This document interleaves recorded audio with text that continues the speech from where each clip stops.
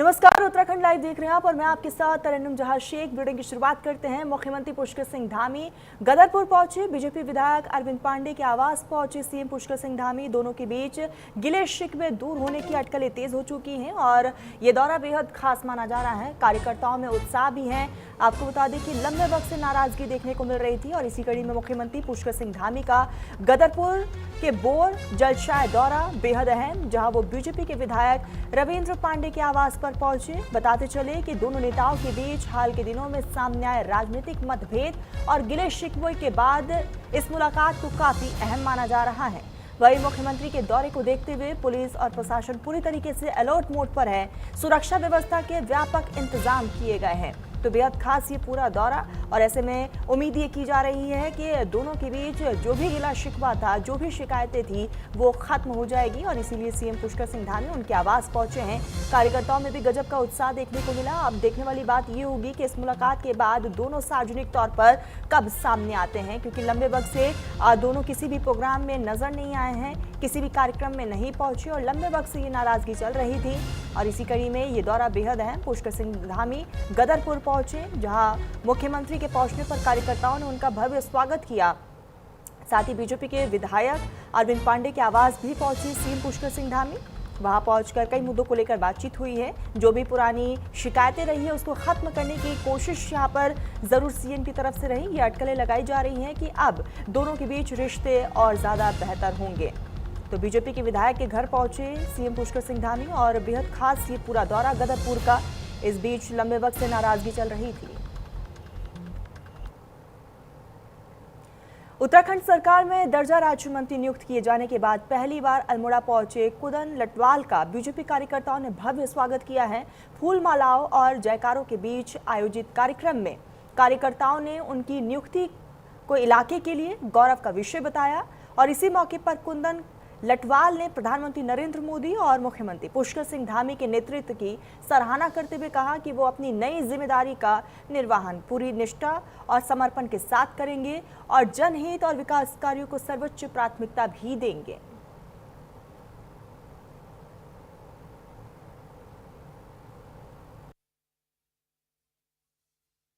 प्रदेश के नेतृत्व यशस्वी मुख्यमंत्री आदरणीय पुष्कर सिंह धामी जी का बहुत आभार व्यक्त करना चाहता हूँ। अपने प्रदेश के शीर्ष नेतृत्व को, प्रदेश संगठन को बहुत आभार व्यक्त करना चाहता हूँ कि उन्होंने जरा अल्मोड़ा को जो अपनी सरकार में शामिल किया, उसके लिए मैं आभार व्यक्त करना चाहता हूँ। निश्चित रूप से जिस तरीके से प्रदेश में अभी 2027 के अंदर में चुनाव होने वाले हैं, हम सब लोग की भूमिका बहुत महत्वपूर्ण है। पार्टी के प्रदेश नेतृत्व द्वारा भारतीय जनता युवा मोर्चा के पूर्व प्रदेश अध्यक्ष और जिनका संगठन में बहुत लंबा अनुभव है, उनको युवा कल्याण परिषद के सलाहकार के उपाध्यक्ष के रूप में दर्जा मंत्री का दायित्व दिया है, जिससे कहीं न कहीं युवाओं में बहुत बड़ा जोश है और अल्मोड़ा की जनता में भी जोश है। इसके लिए हम माननीय मुख्यमंत्री जी का आभार व्यक्त करते हैं और अपने प्रदेश राष्ट्रीय नेतृत्व का आभार व्यक्त करते हैं कि कहीं न कहीं ये दायित्व मिलने से युवाओं के बीच में हमें काम करने का मौका मिलेगा और अल्मोड़ा में जैसा हमारा विधायक नहीं है, तो अल्मोड़ा में हमें दायित्व के रूप में जो इनको दायित्व मिला है, उन्हें काम करने में एक सरलता मिलेगी। सरकार का धामी जी का धन्यवाद अदा करना चाहता हूँ। उन्होंने अल्मोड़ा में एक नौजवान प्रतिनिधित्व दिया है। इसके माध्यम से युवा कल्याण के माध्यम से बहुत सारे पूर्व युवा मोर्चा यहाँ के युवाओं के भविष्य के लिए उचित निर्णय लेंगे।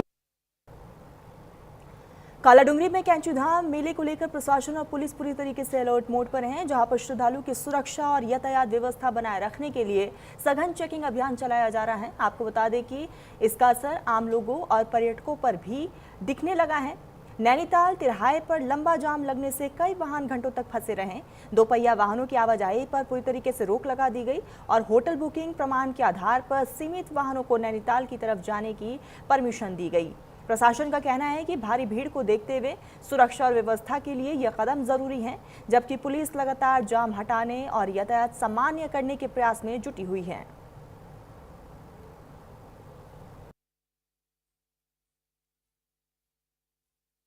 कैंचीधाम मेले के सुरक्षा के दृष्टिगत रखते हुए और जाम की समस्या को देखते हुए यहाँ से हल्द्वानी होकर बाईपास भेजा जा रहा है।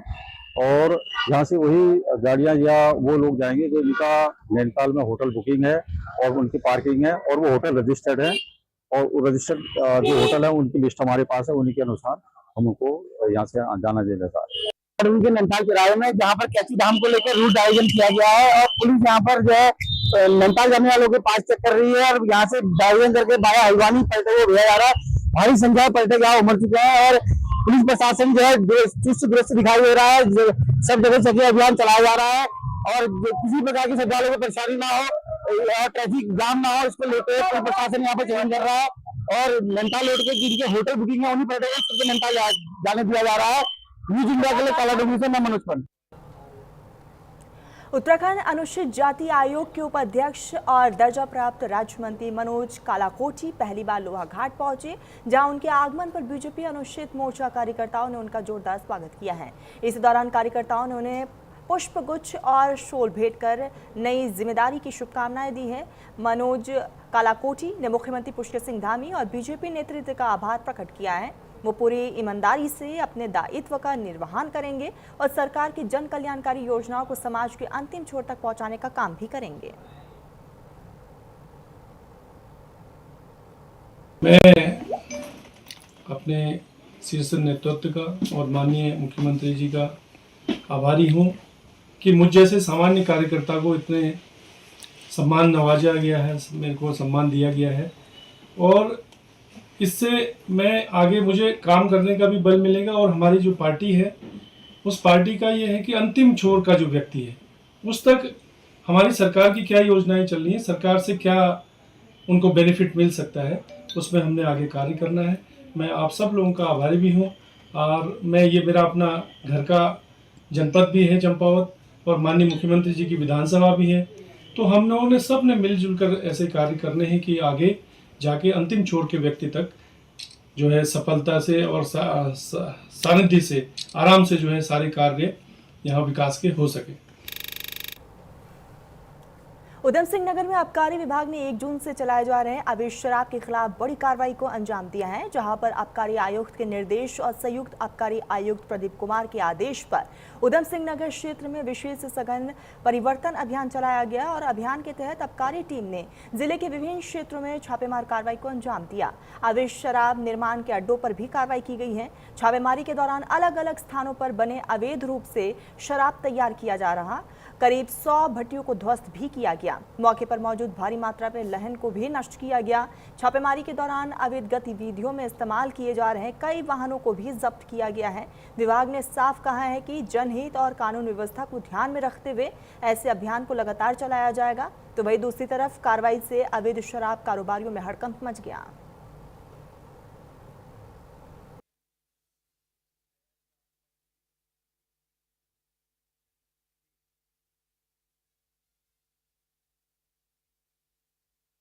एक अभियान चलाया गया था जिलाधिकारी और आबकारी आयोग के निर्देशन में। इसमें हमने कई जगह पर जहाँ पर संदिग्ध स्थल थे वहाँ पर हमने कार्रवाई की है शराब की भट्टियों को तोड़ने की। इसमें कई हजार लीटर हमने लहन को नष्ट किया है, लगभग 1500 लीटर शराब जब्त की है। 10 हमने अभियुक्त इसमें गिरफ्तार भी किए हैं और एक हमने गाड़ी अवैध परिवहन के संबंध में गाड़ी भी जब्त की है। ये कार्रवाई हमारी आगे भी चलती रहेगी। हरिद्वार जिले के लक्सर में दिन दहाड़े दबंगई का सनसनीखेज मामला सामने आया है, जहां पर तलवार और देशी तमंचे से लैस बदमाशों ने एक युवक को घेर कर उस पर जानलेवा हमला कर दिया, जिससे इलाके में अफरा तफरी का माहौल देखने को मिला। गनीमत रही कि ग्रामीणों की सतर्कता और मौके पर जुटी भीड़ के चलते युवक की जान बच गई। वही हमलावर अपनी स्कॉर्पियो मौके पर छोड़कर फरार हो गया। पुलिस अब आरोपियों की तलाश में अलग अलग जगहों पर दबिश दे रही है।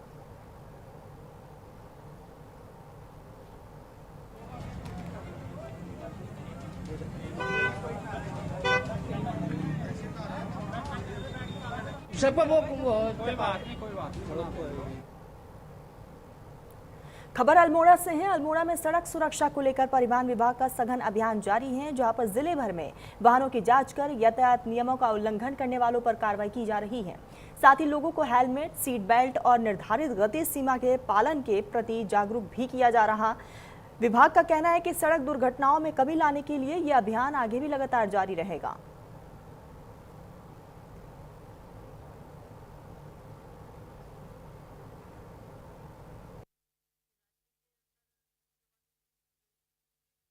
परिवहन विभाग लगातार आम जनमानस में सड़क सुरक्षा जागरूकता के लिए लगातार कार्यक्रम आयोजित कर रहा है।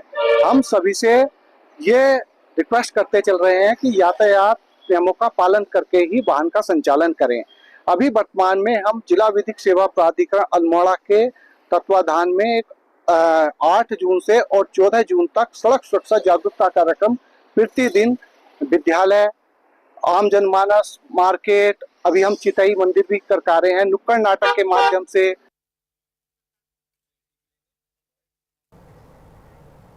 उत्तराखंड एसटीएफ ने अवैध हथियारों और फर्जी सशस्त्र लाइसेंस के खिलाफ बड़ी कार्रवाई करते हुए 2 आरोपियों को गिरफ्तार कर लिया है। जहां रुद्रपुर से पकड़े गए आरोपियों के पास से automatic pistol, pump action gun, जिंदा कारतूस और फर्जी लाइसेंस बरामद किए गए। एसटीएफ का कहना है कि इस नेटवर्क से जुड़े अन्य संदिग्धों की पहचान भी हो चुकी है और जल्द ही उनके खिलाफ भी सख्त कार्रवाई को अंजाम दिया जाएगा।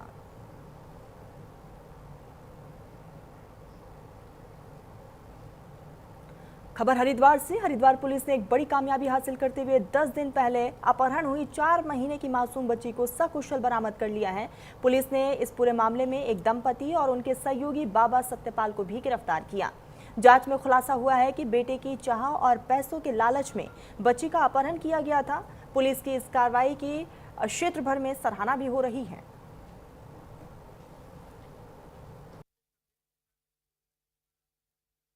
ये 27-28 मई की रात्रि में एक परिवार संभल का रहने वाला है जो यहाँ पे आया हुआ था।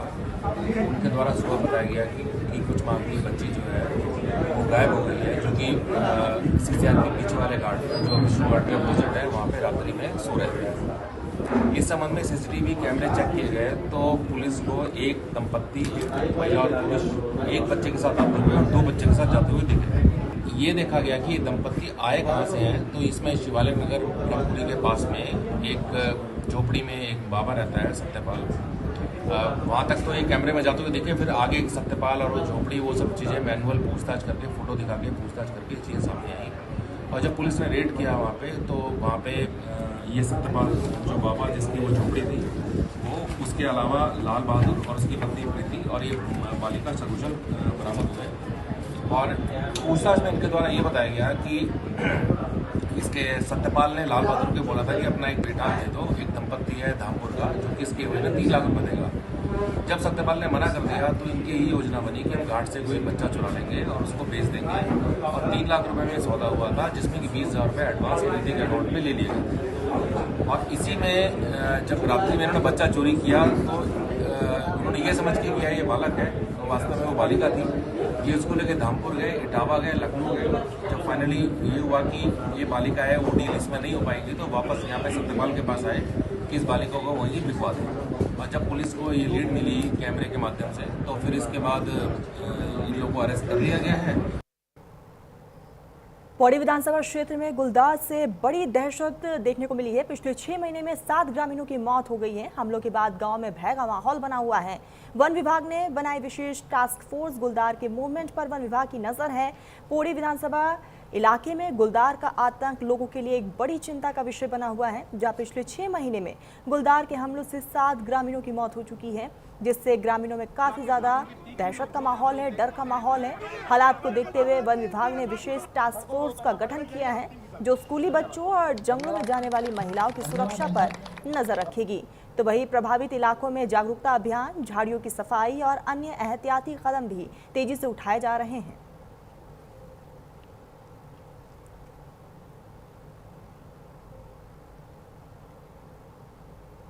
जी, इसमें जैसे जहाँ भी ये घटनाएं हुई तो तात्कालिक तौर पर 2-3 दिन के लिए स्कूल बंद भी किए गए, क्योंकि फिर डिपार्टमेंट है, बहुत सारे डिपार्टमेंट हैं, सभी को मिलकर एक साथ काम करना होता था। तो हम लोग टीम बनाते थे और गांव की भी टीम बनाते थे।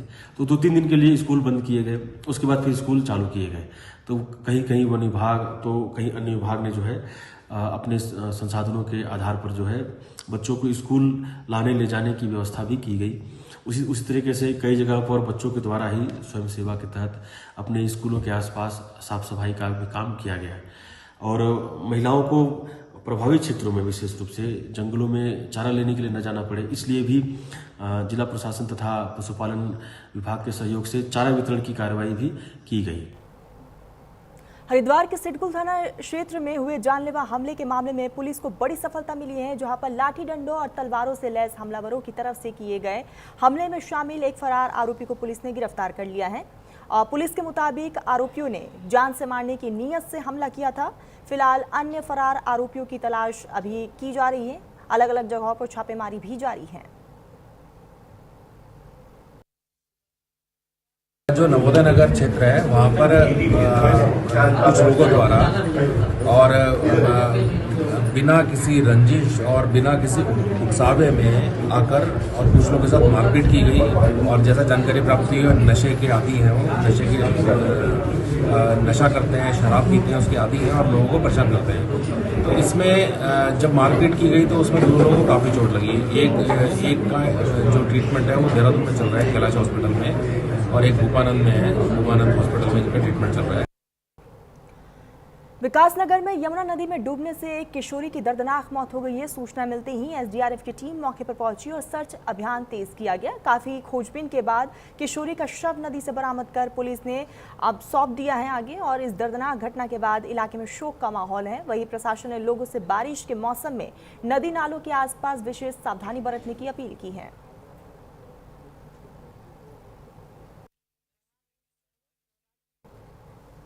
हरिद्वार के लक्सर रोडकी मार्ग पर बेसिड़ी चौराहे के पास एक तेज रफ्तार टूरिस्ट बस की टक्कर से बुजुर्ग महिला गंभीर रूप से जख्मी हो गई।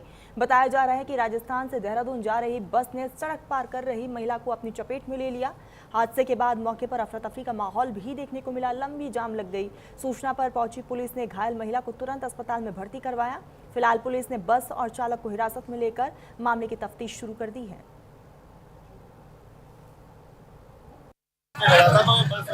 जल्दी निकालने चक्कर में उल्टी साइड आता है, बुढ़िया जाती बेचारी को बहुत दूर आउटसाइड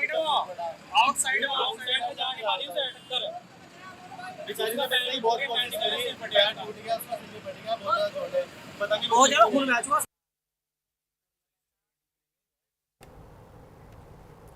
देहरादून स्थित आईएमए की पासिंग आउट परेड इस बार गौरव, भावनाओं और नारी शक्ति के अद्भुत संगम की गवाह बनी है। राष्ट्रपति की मौजूदगी में सालों से कठिन ट्रेनिंग पूरी कर कैडेट्स भारतीय सेना में अधिकारी बने।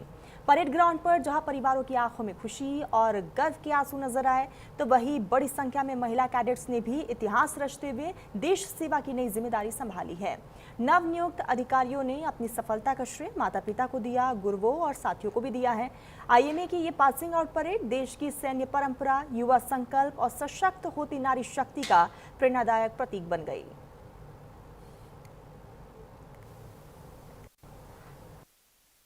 दो 2026 की आईएमए की पासिंग आउट परेड जो है इस बार की काफ़ी खास रही। राष्ट्रपति द्रौपदी मुर्मू यहां पर पहुंची थी और जिस तरह से कैडेट्स का उत्साह बढ़ाने का काम किया है, सभी कैडेट्स अपने माता पिताओं के साथ, अपने परिजन के साथ यहां पर दिखाई दे रहे हैं। साफ तौर से अगर मैं आपको दिखाऊं, जिस तरह से लोग बागों के चेहरे पर यहां पर कहीं ना कहीं खुशी देखने को मिल रही है, तो साफ तौर से कुछ लोगों से बातचीत करने की कोशिश करेंगे जो उनके परिजन है। मैम, क्या नाम है आपका? मंजू।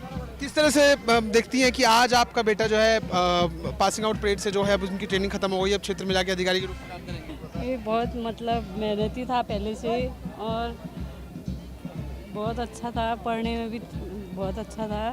किस तरह से देखते हैं कि अब जो ये पूरा सफ़र रहा, अब नई जिंदगी शुरू हुई है, किस तरह से था, किसको श्रेय देना चाहते हैं? क्या पूरी ये जो मेरी नई ज़िंदगी शुरू हुई है एज ए लेफ्टिनेंट, तो ये मैं पूरा श्रेय अपने दोस्तों को, अपने पेरेंट्स को, मेरे साथ जितने भी लोग थे, मैं सबको देना चाहूँगा। देखिए, दादी जी भी हैं साथ में, किस तरह से देखते हैं? क्या लगता है कि अब आपने जो है आपके पोते ने इतना नाम किया, कहीं ना कहीं थोड़ा इमोशनल भी नज़र आ रही हैं, आंखें नम हो रही हैं? हमको बहुत गर्व हुआ, हमारे पोते ने इतना हमारा नाम रोशन किया। क्या किस तरह से देखते हैं दादा जी? अब जिस तो मेरा तो एक सपना वगैरह था कि मैं इस मतलब सिर्फ भविष्य को जो है ज़मीन से लेकर ऊपर पेड़ की तरह उठाऊं, लेकिन उन्होंने हमारा भविष्य मतलब जो सोच को आसमान तक पहुंचा दिया। वेरी गुड, बेस्ट विशेष। नाम रोशन किया है कहीं ना कहीं, और आप भी शायद, मुझे लग रहा है कि आप एक्स सर्विसमैन आप मुझे दिख रहे हैं। कैसा रहा है, आपने किस तरह से अपने बच्चों को स्टार्टिंग से समझाया है? बहुत प्राउड महसूस हो रहा है और बहुत ही भाग्यशाली हम जो हमारे को शुभ अवसर मिला। आज की जो पासिंग आउट परेड है बहुत खास रही। बातचीत करेंगे पहले उनके माता पिता से, किस तरह से देखते हैं कि आज नाम रोशन किया, कहीं ना कहीं आंखें भी नम नजर आ रही है, किस तरह से देखते हैं? सर बहुत खुशी है, खुशी के आंसू हैं। इतना बड़ा, मैं सर इंडियन आर्मी में OR रैंक में था, मतलब जवान रैंक में। इसको पढ़ाया, पाला पोसा, आज इस मुकाम तक पहुंचाने में इसकी माँ का बहुत बड़ा हाथ। बहुत खुशी हो रही है और बस आगे बढ़ना है और देश के लिए बस करें अब। लगातार इस तरीके की जो IMA की पासिंग आउट परेड है, ये दिखाता है आज भी कि देश के लिए इंडियन आर्मी और जो मिलिट्री फोर्सेस है, तमाम जितने लोग हैं, कितनी समर्पित है।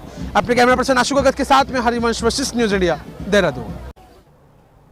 चैलेंजिंग होती है ट्रेनिंग, अपने न्यू ज्वाइन करते हैं तो लगता है कि हाँ कैसे होगा, बट इवेंचुअली गाइडेंस मिलती है इंस्ट्रक्टर्स की, स्टाफ की, तो we can overcome all those. Biggest inspiration was my father as well as my sister.